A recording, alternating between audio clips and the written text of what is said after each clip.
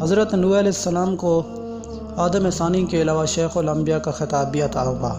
قرآن پاک میں حضرت نوح علیہ السلام کا نام 73 مرتبہ آیا ہے۔ ان کی عمر 9 برس تھی۔ نبیوں میں آپ سب سے طویل العمر ہوئے ہیں۔ حضرت نوح علیہ السلام موجودہ عراق میں آباد ایک قوم کے پاس نبی بنا کر بھیجے گئے تھے۔ جب بہت نصیحت کے باوجود بھی قوم نے سرکشی نہ چھوڑی تو اللہ تعالیٰ سے آپ نے اپنی قوم کے لیے عذاب مانگا۔ اللہ نے آپ کو ایک کشتی بنانے کا حکم دیا۔ 2 سال کی مدت میں کشتی تیار ہوئی، جس کی لمبائی 300 گز اور چوڑائی 50 گز، اونچائی 30 گز تھی۔ جب عذاب آیا تو آسمان سے مسلسل بارش ہونے لگی اور زمین سے چشمے ابلنے لگے، ہر شے غرق ہو گئی۔ جب حضرت نوح علیہ السلام کی کشتی 6 ماہ بعد 8 دن پانی پر تیرتی رہی اور 10 محرم الحرام کو کوہ جودی پر جا کر ٹھہر گئی۔ حال ہی ایک تحقیق میں انکشاف ہوا ہے، حضرت نوح علیہ السلام کی کشتی جس جگہ پر کھڑی تھی یعنی رکی تھی آ کر وہ ترکی میں واقع ہے۔ اگر وہ ترکی میں واقع ہے تو آج تک ترکی والوں نے اس کے بارے میں کیوں نہیں بتایا؟ آج کی ویڈیو میں ہم آپ لوگوں کو بتائیں گے کیا واقعی وہ جگہ ترکی میں ہے یا کسی اور جگہ میں ہے۔ جذبی ٹی وی کی ویڈیو میں ایک بار پھر سے خوش آمدید۔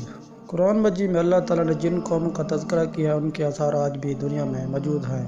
ان قوموں کو اللہ تعالیٰ نے ان کی نافرمانیوں، خدا سے انکار، رسول و نبی اور ان کے ماننے والوں پر ظلم و ستم کی انتہا کر دینے پر سخت سزائیں بھی دی، اور قرآن میں ہم مسلمانوں کی عبرت اور رہنمائی کے لیے ان کا تذکرہ ہے۔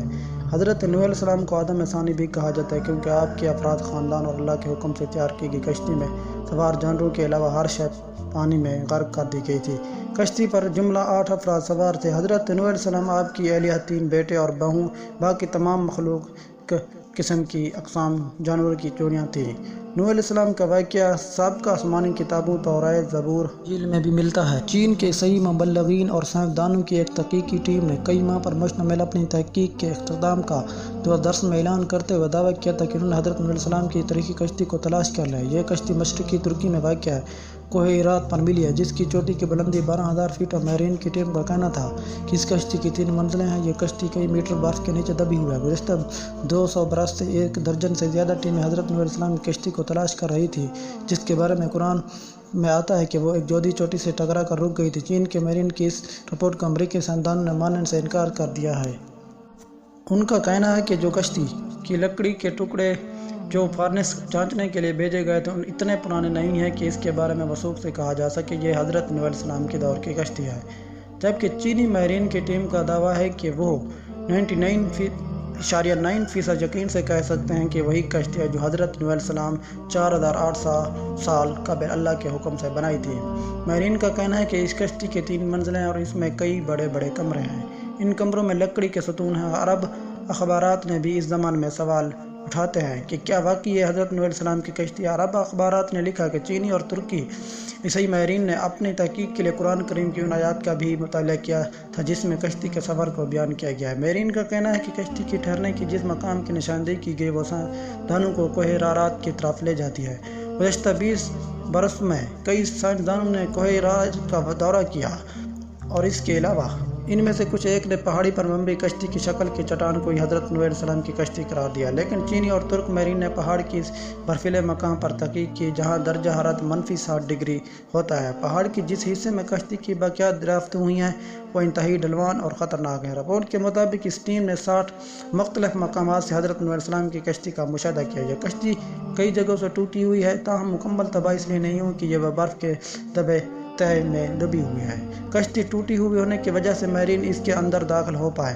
چینی ماہرین وینگ جینگ نے باضابطہ ایک پریس کانفرنس منعقد کر کے اپنی تحقیق سے آگاہ کیا تھا کہ کشتی کا معائنہ کرنے والے ایک چینی ماہرین کا کہنا ہے کہ کشتی ہر کمرہ 5 میٹر اونچا ہے، اس میں کوئی بھی جانور آسانی سے سما سکتا ہے۔ چینی ماہرین نے ریڈیو کاربن ٹیکنالوجی سے کشتی کی لکڑوں کا مشاہدہ کیا اور دعویٰ کیا یہ 4800 سال پرانی ہے۔ کشتی میں کئی صندوق بھی ملے ہیں لیکن چینی ماہرین ان کو کھول نہیں پائے۔ ماہرین ایک مرتبہ پھر جدید آلات ایکس-رے مشینوں کے ذریعے کوہ ہرات کا تفصیلی دورہ کرنے والے ہیں تاکہ تمام رازوں سے پردہ ہٹانے کے علاوہ امریکی سائنسدانوں کے سوال کا جواب دے سکے۔ حضرت نوح علیہ السلام کی کشتی کے دریافت کا دعویٰ نیا نہیں ہے۔ دوسری جنگ عظیم میں لیونارڈو نامی برطانوی فوجی لڑائی میں حصہ لینے عراق گیا تھا۔ لیونارڈو کو تاریخ اور آثار قدیمہ میں کافی دلچسپی تھی، اس لیے اس نے عراق کے بازاروں سے مختلف آثار قدیمہ کی اشیاء خریدنا اور جمع کرنا شروع کیا۔ جب وہ چل بسا تو اس کے بیٹے سائمن کے حصے میں یہ اشیاء آئیں۔ اس نے یہ اشیاء برطانیہ کے میوزیم کے حوالے کر دی۔